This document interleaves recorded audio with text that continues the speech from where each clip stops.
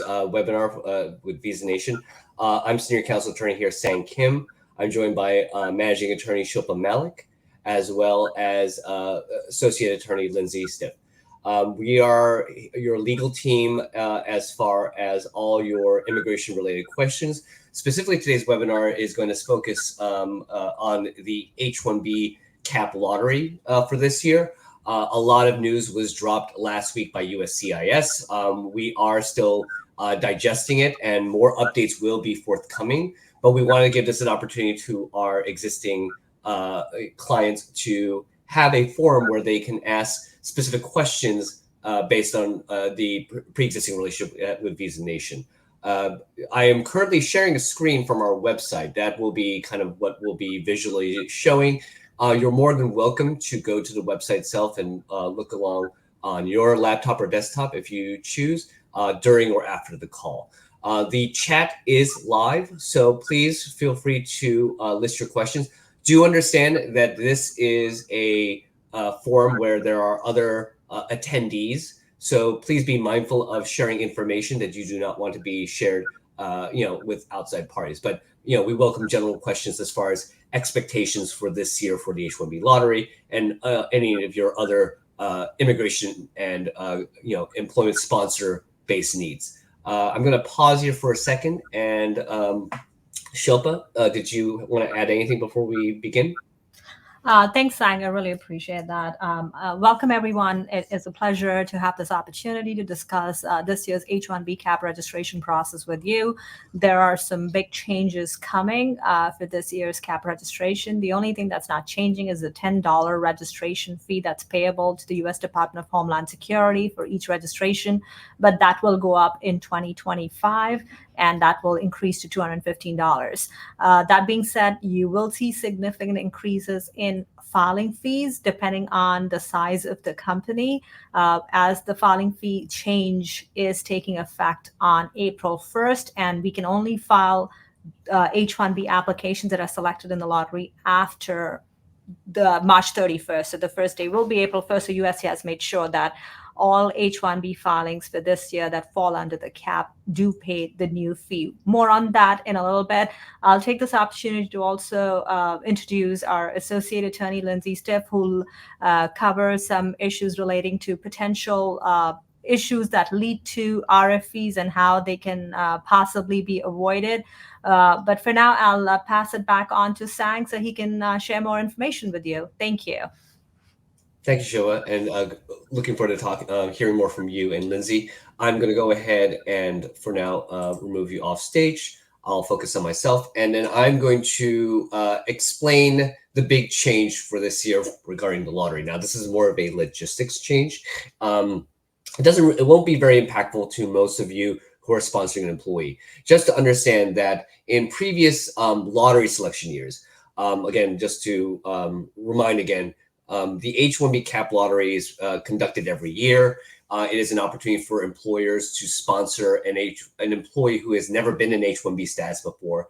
And to be able to be eligible to become H-1B status, one needs to essentially apply for a lottery where about 65,000 H-1Bs are available every year. And those are divided into two main categories, one for regular cap for all those individuals who have a qualified degree, or equivalent education experience for an H-1B qualified position and employer. And then there is a smaller number set aside for those who obtained a U.S. master's degree from a public education institution here in the United States.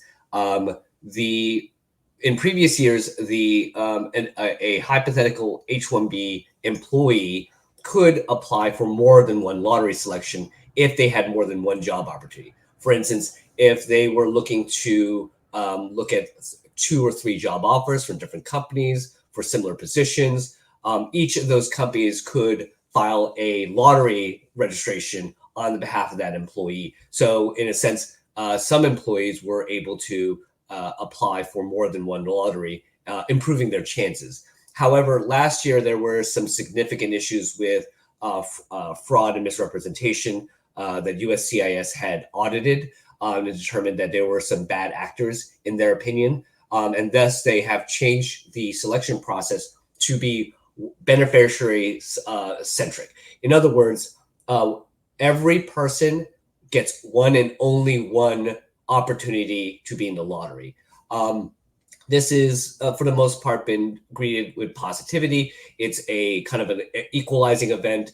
It creates more equity. It creates more opportunity for everyone to have a single opportunity to be in the lottery selection. And then if the employee registrant is selected for the lottery, then there would be a system in place to determine which H-1Bs this person would be filing for. So, for instance, we just talked about the fact that in previous years, someone would have more than one job opportunity and thus able to apply for more than one H-1B lottery ticket, as it were. This year, that's going away, so everyone only gets one lottery selection. But if that person were selected for the lottery, the expectation would be is that they would then be able to, if they had more than one job offer opportunity registered, then at that point they would be able to apply for more than one H-1B if necessary. There's some value in doing so for some, from the point of view of the employee. It's hard to say whether all H-1B petitions are equal. Some of them may be more approvable than others, given the particular set of circumstances regarding the position and the employer.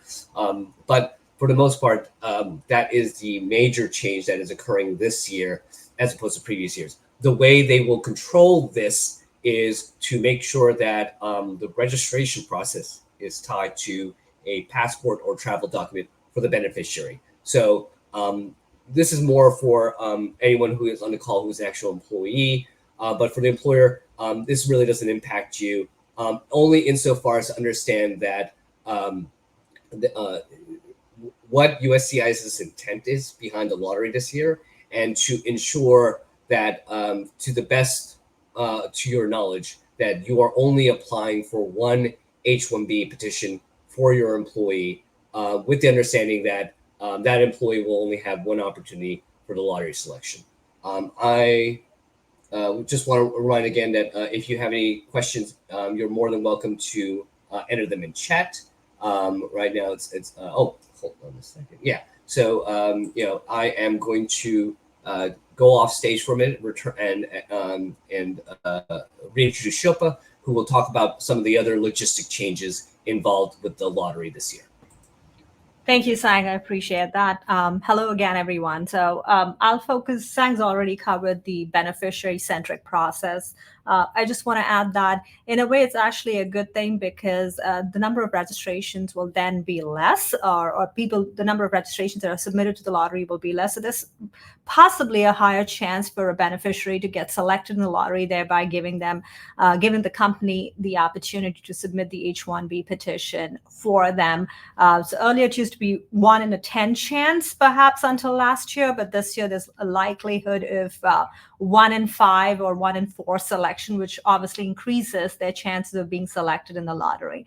Again, this is happening for the first time, so the numbers will come out in due course.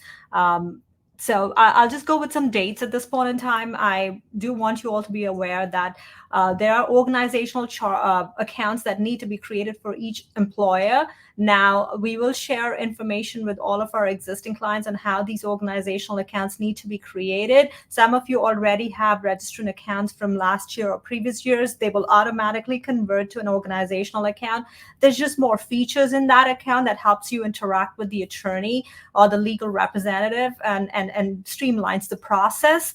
Again, it's the first time that they're introducing the account, and these accounts will become available effective February 28th. So that's the first day that these organizational accounts will be launched. And that's the day, if any of you hasn't registered previously, would work on registering these accounts. And again, we're here to offer you all support and assistance that we can if you encounter any difficulties with registering for these accounts. The next important date to note is March 6th. The registration will start, or the lottery process will start on March 6th at noon Eastern and will end on March 22nd, noon Eastern. I do want all of you to be aware whether you submit your registration on March 6th or March 22nd before noon, they all have an equal chance in the lottery. So please do not panic. Please do not think that if a registration has not been submitted on the 6th, it will have a lower chance of being selected. Every registration, number 1 to number 700,000 or 500,000, whatever that number is, which USCIS gets before noon on the 22nd, they'll all be part of the same lottery.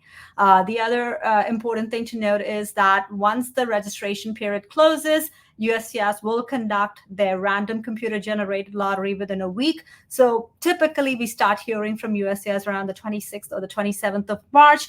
You will receive an email in that employer registration account, whatever email you use to register for that account. You'll receive an email from USCIS if there's an action that's been taken on your registration, and we will. So we'll coordinate. We'll let you know if the registration has been selected and what the next steps are.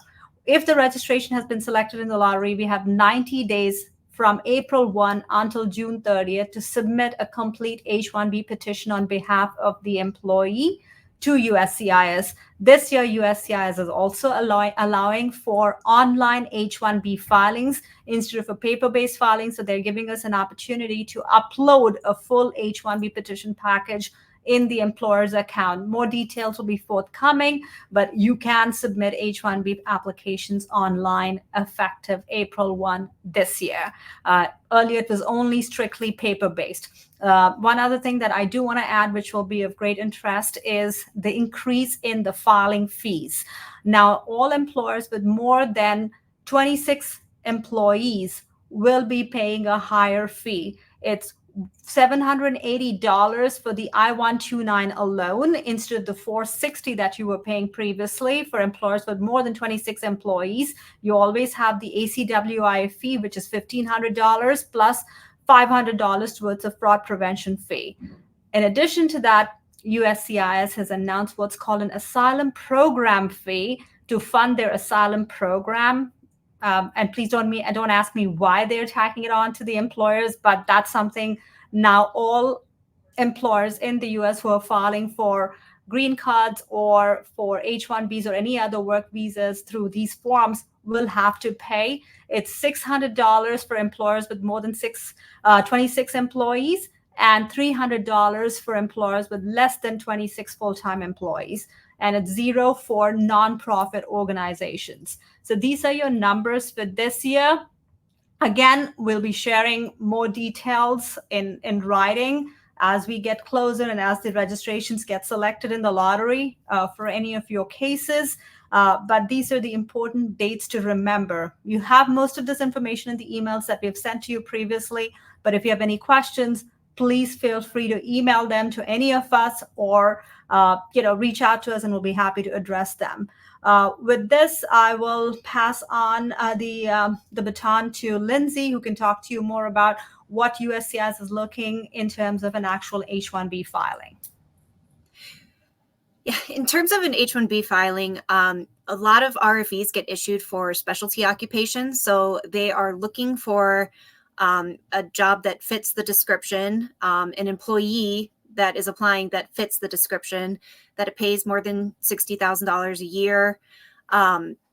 Specialty occupation is often issued for programmers, software developers, things along that nature. So you want to be very specific in the requirements. If you're going through if you're a staffing agency, for instance, you also want to be sure that you retain control over your employee and that you are paying that employee's salary and that you can clearly show that to avoid getting an RFE on those issues.